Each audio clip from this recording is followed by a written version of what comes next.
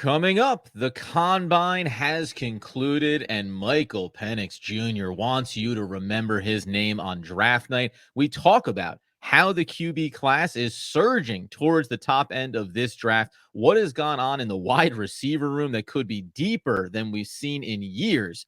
And how about in-house? Is Saquon Barkley and Darren Waller going to be a part of the New York Football Giants 2024 season? And could it be for very different reasons? We dive in coming up next.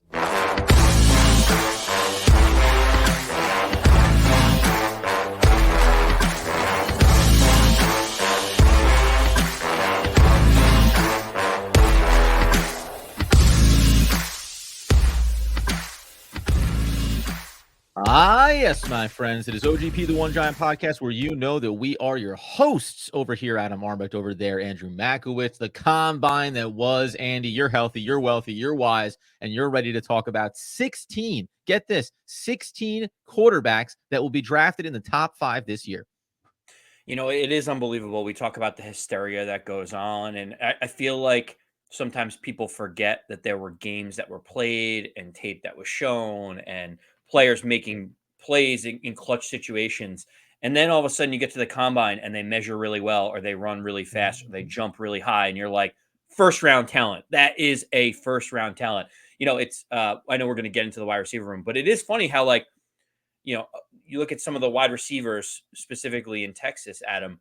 They showed out really well at the draft, and all of a sudden, does that put Quinn Ewers, quarterback of Texas's, stock down at the fact that he had 2 potential first round talents? There's all of this different swirl that goes around. It's like, how could you have guys that run a 4.2 140 and have these big vertical catch leaps, and you're not able to get to them as much as you think? It's just very interesting how all of this plays out.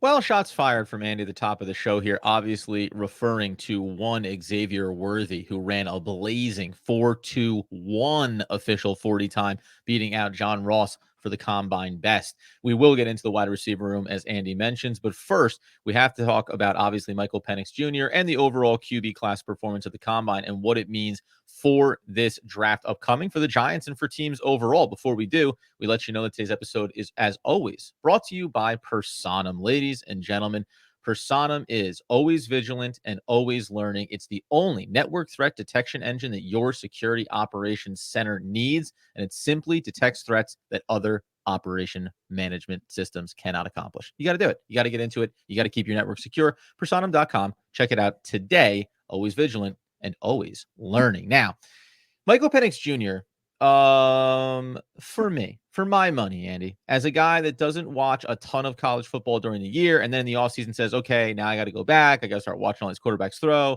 We know about injury concerns for some guys. He, to me, was the clear cut out of the group that threw, because none of the top guys threw, and we'll talk about Caleb Williams a bit as well. He came out, looked fluid, looked smooth, looked on time. All the passes were crisp. There was only one bad pass that he threw, and he demanded to throw that pass again in the drills. Like, for my money, Penix clearly has jumped himself up this board. Before we talk about JJ McCarthy and what everyone thinks, all this stuff, how far up did his combine move him on your board? Because remember, he was talked about like a fringe first round QB that a team like the Giants maybe would get into the back end of the first round to snag and have that 5th-year option. That seems like that is not going to be a possibility for any team that might want him. It is interesting. He only helped himself at the combine with the way that he threw. You know, you see him throwing in the hallway and he's zipping balls over to people like underneath overhangs, and you're like, man, that guy can fit a ball through 2 tables around the turkey buffet right into the hands of his wide receiver. But classic NFL level defense. Yeah, seriously, like carve them up like turkeys, right? He was doing it, in the banquet hall, literally and figuratively. When you talk about Penix Jr., he clearly had the most to gain out of everyone, I think, in terms of how does he look? How do his measurables look? What is his accuracy? And all of that was reaffirmed because his game tape and what he showed at Washington this past year was a guy that could get the ball, push the ball downfield, was super accurate, getting it into the hands of his playmakers. So, Adam, that part to me, it kind of reaffirmed everything that you saw during the college football season. The other thing that I find funny is obviously he hands out his medicals because he doesn't know where he's going to go or how high he can go. He hands it to everyone and says, take a look at these. And somehow, some way, his medicals came back, quote, looking very, very good, which I don't know what that actually means when you have a bunch of injuries. But I think what it did was it put Penix Jr. in the conversation now to be drafted in the first round. And teams, while they may have concerns about the injuries, they look and say, his tape looked great. He looked great at the combine. He measured well. And from what we read on the medicals, things are okay. If we do need a quarterback and we don't want to, pay the premium to trade up to 1, 2, or 3, he seems like a good fallback plan or fallback option for teams that have a whole host of positions they need to address. Yeah, I find it interesting because so you mentioned, I mean, he looks so good at the combine, whether or not. So the medical piece of it, I assume it's that, okay, we cannot tell you that he won't get re-injured, right? Or that he won't injure something new because injuries are a concern with him. But what he has and what he's gone through does not have any carry forward effect. So we went through injuries in college. Okay, fine. They're not going to be re-aggravating. They're not going to be re-injuring. They're not going to be that he's diminished the quality of his knee, his arm, his shoulder, his hip, his head, whatever, right? So from that standpoint, I think it's a positive. My real curiosity then becomes, based on what you see at the combine, is how much of where he was being ranked from a draft prospect standpoint was tied to the medicals and tied to whether or not he was an injury risk. Because if you're saying he's a fringe first round pick, but we're not sure, maybe he's going to be injured, then all of a sudden you get the medicals and says, well, he's clean. You're not going to have any problems with that, at least from what we see going forward. Okay, now he's a first round pick 100%. You're talking about being in the mid 20s. Then he performs the way he does at the combine. You're going to go back and recheck the tape. Top 15, top 10. Like, where does the discussion go with him? And then it brings in JJ McCarthy, who I thought had a okay combine, right? I think that he showed some things that people wanted to see. And then also left all the doors open because he played at college at Michigan where they said, we're going to run the ball first. You're going to be the secondary option on the offensive side of the ball. Okay, fine.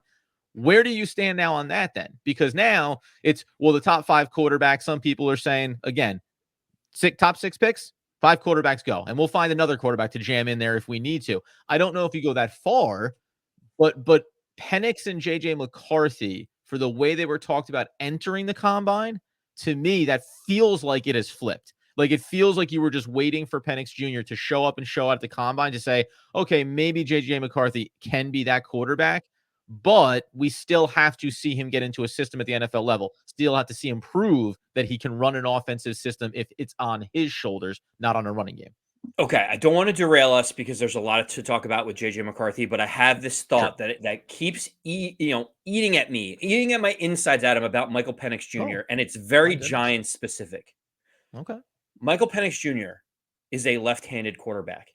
Is Love there it. any concern to you the fact that his blind side, if drafted by the Giants, would now be Evan Neal as opposed to Andrew Thomas? Is that something that you even think about? Because I'm just picturing an often injured quarterback who's lefty now having his blind side protected by Evan Neal, and within like 3 games wondering if he's going to be the turnstile that he has been and get this often injured quarterback injured as a result. If your decisions at the QB position are based on Evan Neal, you got bigger problems. Like, you cannot be making those type of choices based on Evan Neal, because guess what? There's almost there's a better than not chance that he is not a part of the New York Football Giants next season. So, no, I understand what you mean. Now, what it would tell you is, though, if you're thinking about going that way, and if you were, you know, on the edge of, do we want to go out and get a free agent tackle and bring somebody in just in case? Do we want to start to have the Evan Neal kicking inside discussion and competing at guard, right? Like, we've talked about free agency in that way for the New York Football Giants. If that's a conversation that you're having, then they do work in tandem, right? Because now you're saying, okay, well, let's be really thoughtful about who we go and pursue in free agency. Because if Penix could be on our board, then I need to kind of know that I have it locked up. I don't need competition. I need Evan Neal is no longer, I need 90% likelihood that Evan Neal is not winning coming out of camp. He's going inside, and we're going from there as far as our decision-making process. But by the way, blindside tackle or not, having Evan Neal anywhere on your starting offensive line, at least in this moment, feels like a tentative, idea at best. And we had Glowinski, who obviously was officially released. The Giants get some money back. We didn't get a chance to touch on that. We can fold that in here as well, because Andy, when we debated this, I said restructure, don't get the dead cap money. Joe Schoen said, no, thank you. I'm done with this operation. I'm done with this, by the way, mistake that I made. And now you have another opening there about what is it going to look like for this season too. So Yes, I do the tongue in cheek thing with Evan Neal, but I guess it's just easier for the quarterback who's ready to see the pressure coming directly into his face a half a second into the snap. But when we talk about JJ McCarthy, I am fascinated about this, Adam, because I actually have read it differently. I think everyone knew that Michael Penix Jr. was the better thrower than JJ McCarthy. I think obviously, at the University of Washington, he had 9 games over 300 yards, where I think JJ McCarthy had 1 game over 300 yards passing. yeah, Like, Washington really let him run the offense, whereas Jim Harbaugh was like, we're going to run the ball, we're going to play defense, we're going to ask you to make 1 or 2 throws a game, and that's going to be it. And and if win a you look national at championship. places, yeah, and you look, and they won a championship as a result. The issue that I have is you look at JJ McCarthy. NFL Draft Buzz has him ranked as the 6th best quarterback. They have him overall ranked about the 42nd, 43rd player. Guys like Bo Nix and Michael Penix Jr. are ahead of him. You mentioned Caleb Williams, Drake May, Jaden Daniels feel like they're kind of locked into the top 3. But then all of a sudden, and people are like, "Oh, what if the Giants could get JJ McCarthy in the second round with their pick?"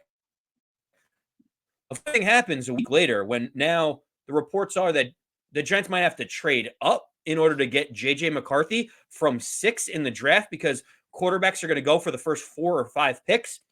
And it seems insane to me that that is the way that things have changed over 7 days with no one actually playing any actual games at them. But the issue that I have about all of this is I watched JJ McCarthy and I was not impressed in terms of what I saw throwing wise. And I saw some people on Twitter, someone made a good point. They're like, you kind of saw what you wanted to see with JJ McCarthy. If you were high on him and you wanted the Giants to draft a quarterback, you said, wow, his shuttle was amazing. His athleticism showed off. Yeah. He's a little bit bigger than I thought, right? And if you were already like, I don't know, it feels like a leap to really go up and get this guy, you saw a little bit of inaccuracy. You saw some of the concerns that you have, like if he's completely out there all on his own, you're only focused on that. Does he get exposed? And yes, he made a couple of nice throws. A couple of the deep throws, the wide receiver did have to slow down to be able to get. To me, it looked like a mixed bag. A lot of people walked away saying, oh, now JJ's locked himself into the top 6. Like, where do you stand after all this? It sounds like you feel similar to me, where you're not like blown away, where it changed much on JJ McCarthy to you. Well, and by the way, too, like the funny thing about watching the combine, because you sit there and I'm making my own observations about every player and the drills they're running through. When they get to the wide receiver and quarterback room, like it goes from wide receivers running 40s and they do their first couple of drills, and then it becomes kind of quarterback focused because now the quarterbacks are making the passes. So now you're trying to do 2 things. You're evaluating if they're making the right pass, the right play, the right timing, the right footwork when you talk about the QBs. But then you're also looking at the wide receivers that are running the routes, right? So Penix Jr., like I'll use him just as the contrast, because on the deep balls down the sideline, they weren't caught, but they were perfect throws, right? So you're sitting there going like, well, he didn't hit the wide receiver. So now you're looking at the wide receivers and going, okay, what's their 40 time? How is their speed? Can they get there? Are they running the right routes? You talk about deep out routes that they ran at the combine. So you're trying to judge like multiple things at the same time. So to JJ McCarthy and your point, you can look at him and say like, he can be showing you everything that you want to see from that standpoint. And you can find yourself in the end saying, hey, this ends up being a player that is going to need to develop as he progresses into his career. He's going to need to learn inside of a system. If you're the New York Football Giants, you can look at this and say something like, I believe in Brian Dable, and I believe in the Giants' offensive system, and therefore JJ McCarthy, who you may want to bring along a little bit, that's a very doable thing for us, right? I think that JJ McCarthy gets maximized by Brian Dable. The other side of it with Penix Jr. and the injury concerns is, well, he comes in the door, looks like the guy. You feel like you could set it and forget it. Maybe he could start early in his career, but in this model of system, is Penix going to be at risk? Is he going to have the Daniel Jones risk factor, right? Daniel Jones, hey, I can run. I'm mobile. I can use my speed. I can also suffer a lot of injuries that start to make it hard to rely on. So it's tricky to come in and out of that for me. And the interesting thing I will say, last note, is we're going by even just by draft buzz standards. They now have Penix Jr. 13th overall. They still have JJ McCarthy sitting outside the top 40. He's at 46 right now. So it's interesting to think about what you're seeing on tape, what you're seeing at the combine, and trying to project that to the NFL level if you're one of these teams. Yeah, last question I have on the quarterback room for you, Adam, specifically between Penix and JJ McCarthy is this. Michael Penix before August camp even breaks for the Giants will be 24 years old at the time that he's starting his first game. JJ McCarthy just in January turned 21. There's basically essentially a 3-year age difference between the two players.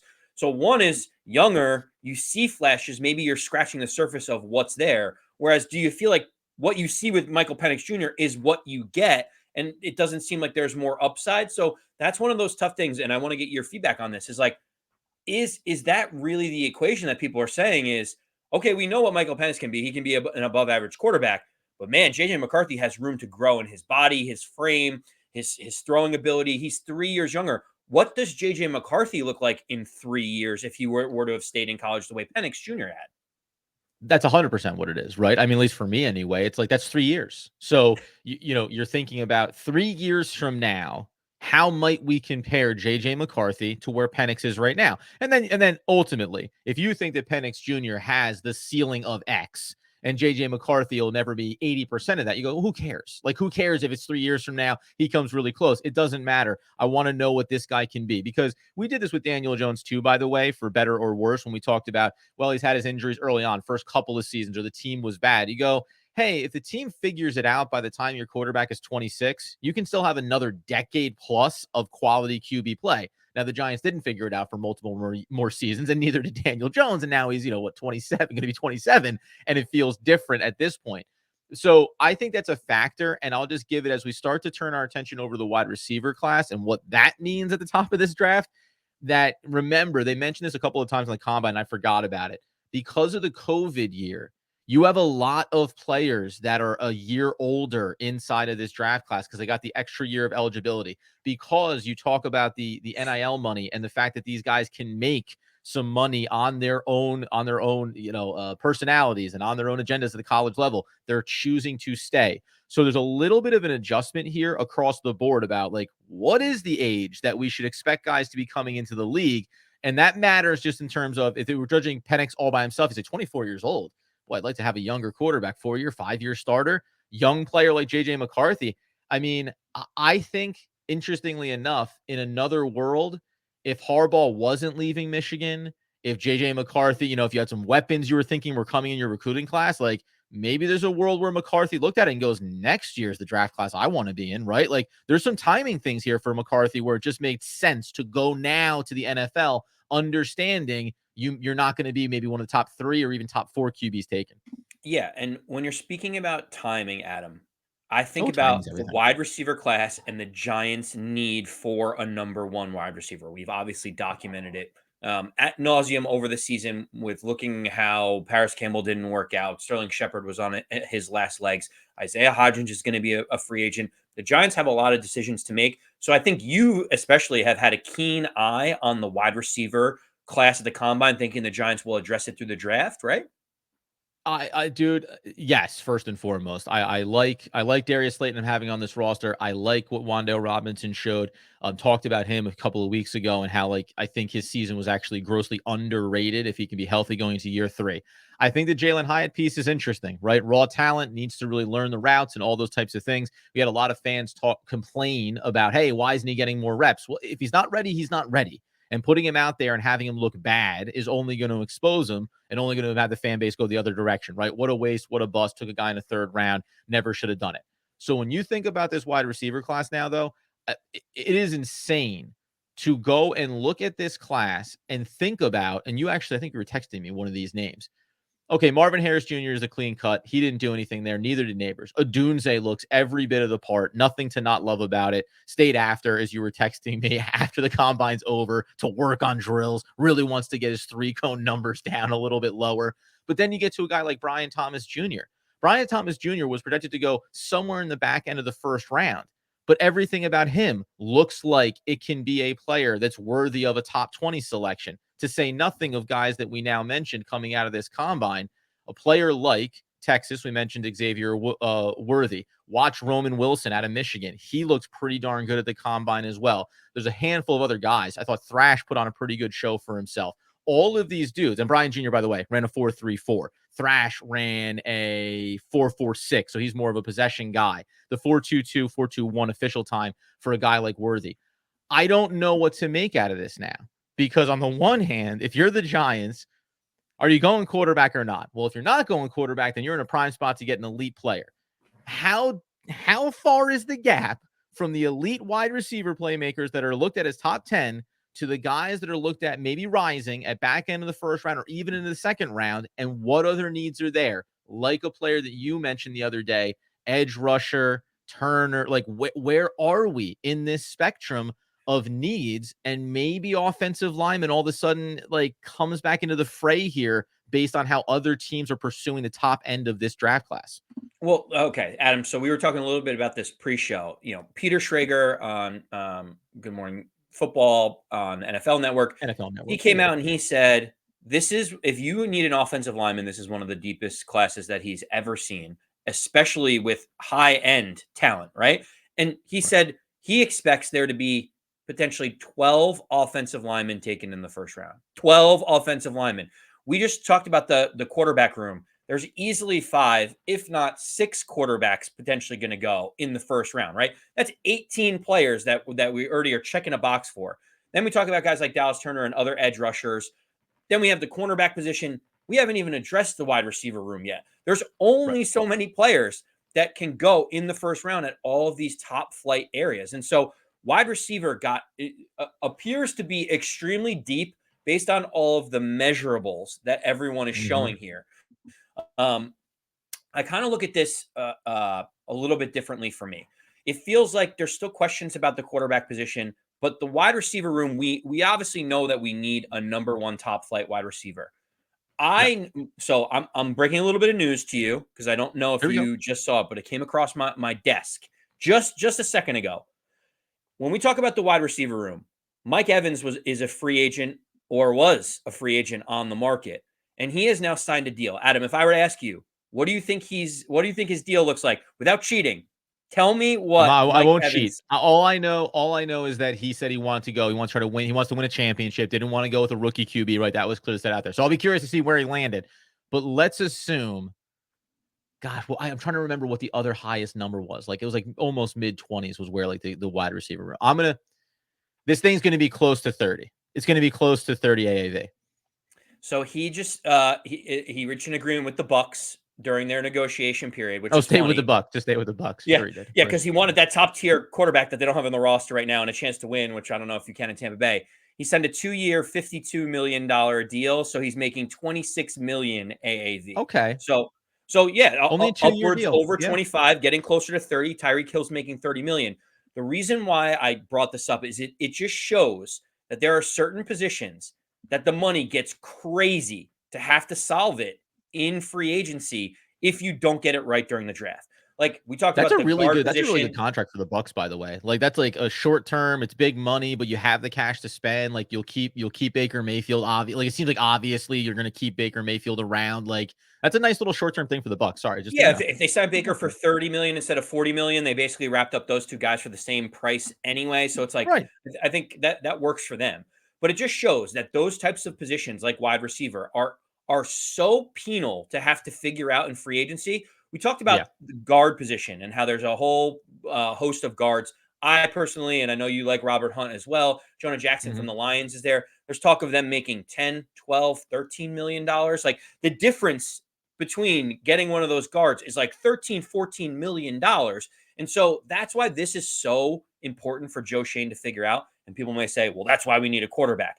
Yes, there's still plans and contingencies to figure out the quarterback position, but this is why the Giants have to walk away with a number 1 wide receiver in the first or second round, no matter what. If they somehow walk out of this draft and one of those first 3 picks is not a wide receiver based on how deep this class is, I will fall out of my chair and I will be very upset with the process that they went through on this.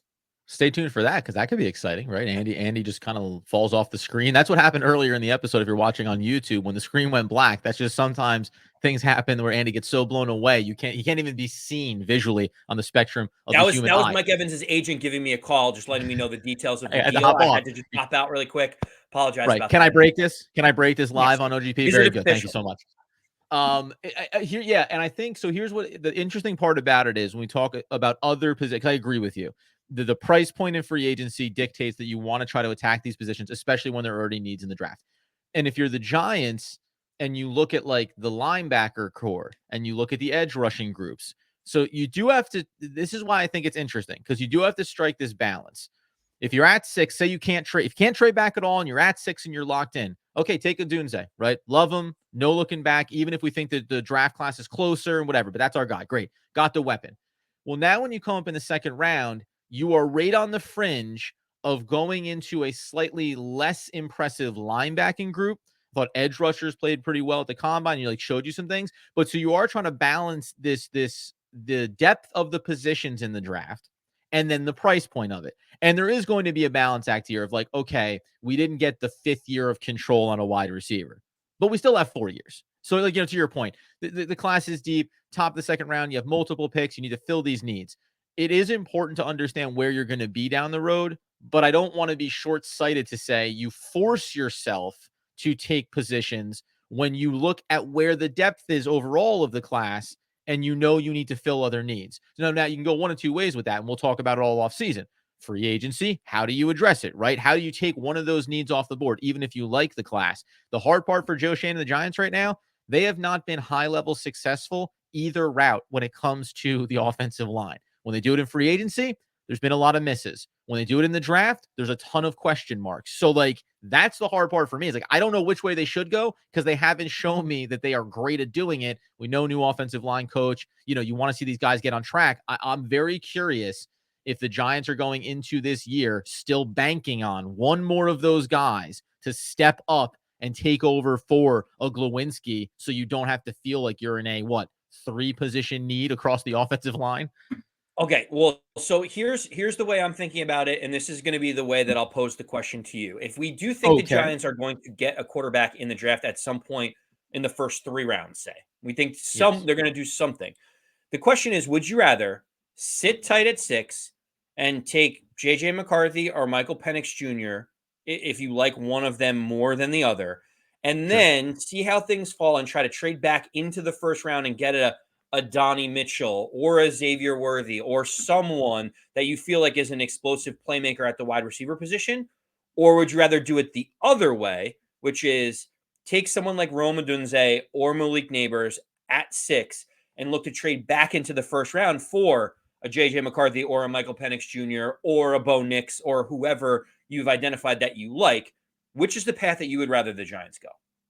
Yeah, Bo Nix, not so. I wasn't blown away by him at the combine either. Not underwhelmed, but not overwhelmed. I was just whelmed by him. Well, yeah. I would go with like door number 3 probably in this. Like as fond as I am of Odunze, and as much as you need the weapon, like I'm not, I'm not married to this, but the idea of like maybe I trade down because of all the talent at the top of the draft because these QBs are surging. Unless I'm the organizationally saying like we want to go get our QB, then obviously, right?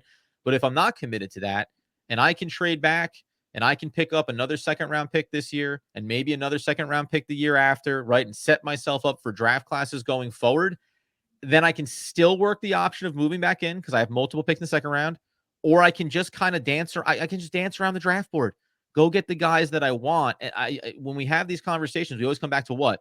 Well, you might need a right guard potentially if you don't believe any in-house guy or you don't do free agency. Right tackle has got to be an area of need. You want to add another player to the linebacker. You know that Azeez Ojulari's contract's coming up. You're going to want to add an edge rusher. You need somebody across from Deonte Banks. You maybe want to add a quarterback in the room no matter what at some point here along the way. Tight end is an issue. We're about to talk about that, right? Like running back, regardless of what happens with Saquon Barkley, as we're going to talk about. It's like the list starts getting longer. You go, well, we just need so much. And you can't get it all in one draft class, but you can go about it in a smart way where the Giants, as it stands right now, do have 4 picks in the top 70. Like, remember that. They have 4 picks in the top 70, and they have 5 picks in the top 100, essentially, right? So, like, they have a big chance here to get a lot of talent. I'll be curious to see how they manipulate it. There's a lot of time to talk about that. Before we get out the door, we do need to address this one other area, and that's the in-house. Saquon Barkley and Darren Waller, 2 men on 2 different journeys. So a funny thing happened on the way to the draft. This has been a good phrase for us, and I think we should carry it over consistently. Saquon Barkley, we're not going to tag him. You know, if he goes to the market, he goes to the market. He'll set the price point. We'll have our discussions. We'd love to have him back, face the franchise, blah, blah, blah, blah, blah. Then the cap explodes by an extra $10 million, moves up by 20 in total, but 10 over expected. And now, well, that second tag is actually a little bit more intriguing for the New York Football Giants. And the speculation is like it could be back on the table that the Giants would be willing to tag Barkley, even if it results in a tag and trade scenario. Do you think that, one, the tag is genuinely on the table for the Giants, and 2, if they tag him, is the ultimate outcome a trade? Because I do not see Saquon taking that second tag and saying, oh, dude, I totally get the mechanics of it. It's a business. Looking forward to sacrificing my body on a 1-year deal. Well, that's the loaded question. I think with the cap going up, you know, Joe Schoen may have said, "Oh, that's $1 million or 2 more than what Saquon like beforehand that we were willing to pay him." But now, if you can lock Saquon Barkley in for a year at 12 million and say the cap went up, we have an extra $1 million or 2. We want to keep our in-house players because they're known commodities. I do think that it impacts the equation. I also do think if you say to Saquon Barkley, the franchise tag is off the table, you're losing leverage in your negotiation with him. So, like, at no point should it ever fully be off the table because you want him to compromise and say, I don't want to play on this tag. And you're like, great, then accept a fair contract offer where we can meet in the middle so you can memorialize your potential legacy with the Giants, according to Josina Anderson. So for me, like, I do think it's something that should be on the table. It should be there up until the last moment of negotiations to figure out how far away you are. People are talking about, like, don't franchise tag him. He's done enough. It was terrible last year. Like, this is a business. Saquon Barkley is an electric player. No and you goodwill? think that you can hold on to him and he can help Joe Schoen and Brian Daboll keep their job. Like, I understand Saquon is a very nice human being and a great humanitarian, you know, like does all the right things, but it's still business. And, like, I think if you don't use all the tools in your tool belt, you're doing yourself a disservice here. Do you believe that John Mara is meddling in this at all? No, I don't. Okay. Because I you know what I mean? Like, it's already happened. It's already happened once before. I don't think that we said this, you know, we've gone over this before. It seems like he has faded into the background in terms of the hierarchy of concerns around this organization. But we know, right? Like, when you spend high draft capital, you want it to succeed. And we're talking about a number 2 overall pick and a number 6 overall pick in Daniel Jones and wanting them to work, right? And wanting your GM to make that work. And that seemed like that was a little bit of the premise when Joe Schoen first came in. I'm fascinated to see how it plays itself out. And frankly, at that position, it's going to be a little bit of musical chairs. There also was speculated that, like, Josh Jacobs could end up on the New York Football Giants if the certain, you know, free agency breakdown happens where someone wants to splash the pot for Saquon. That's great. And then how does that start to tier out what teams are willing to pay? Don't know, in my opinion, how much the Giants would be willing to go that route, because if you're not going to invest, let's just call the number. If you're not going to spend $13 million on Saquon Barkley, why spend 11.5 on Josh Jacobs, right? So I think people are losing the plot a little bit on that. If it's not Saquon Barkley on a 3-year deal, it's going to be young talent. It's going to be draft or marginal free agent targets. Yeah, I'm totally with you on that. It would make no sense to let Saquon Barkley walk out and pay Josh Jacobs $1 million less than Saquon Barkley. Like, that to me is like the one route that would get the fans angry and it would screw up Joe Schoen's cap strategy. Like, if you're not going to pay Saquon Barkley, then go the cheap route. Go for the $4 million, $5 million. You know, Devin Singletary is a name that I mentioned before. You could get Ezekiel Elliott for $1.5 million just to, like, plow into the line if you need to have a run game. Like, I just don't see the idea of going from 13 million to 10.5 million. You're either going to make the decision that you're out on the running back position, or you're going to sign Saquon Barkley, who's in-house cornerstone franchise player.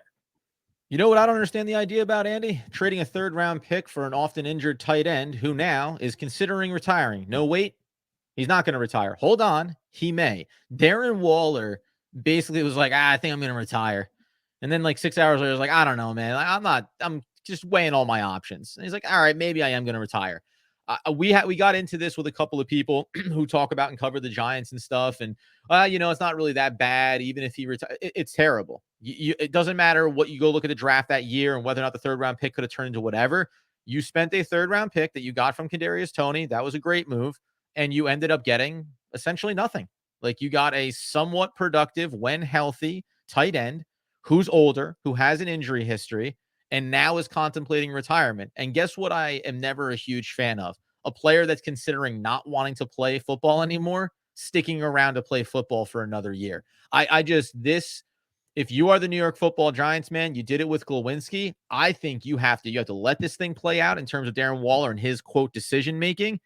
And then you have to very much have cutting ties with him beyond the table this offseason if you're Joe Schoen. You cannot go into this season with a guy that is maybe at best sort of interested in playing football. We've seen this too many times across the NFL. Guys that hang on usually do not hang on unless they are Pro Bowl, Hall of Fame, right? John Elway level guys that go on to hang on and actually have productive years at the end of the career.